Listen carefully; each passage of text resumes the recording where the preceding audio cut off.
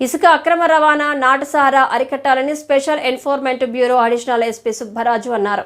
చిత్తూరు జిల్లా Pulicherla special enforcement bureau స్టేషన్ను additional SP తనిఖీ చేశారు. ఈ సందర్భంగా స్టేషన్లో రికార్డులను పరిశీలించారు. అనంతరం అడిషనల్ ఎస్పీ మాట్లాడుతూ ఎట్టి పరిస్థితుల్లోనూ ఇసుక అక్రమంగా తరలించరాదని, నిరంతరం నిఘా ఉంచి ఇసుకను తరలిస్తే కేసులు నమోదు చేయాలని ఆదేశించారు.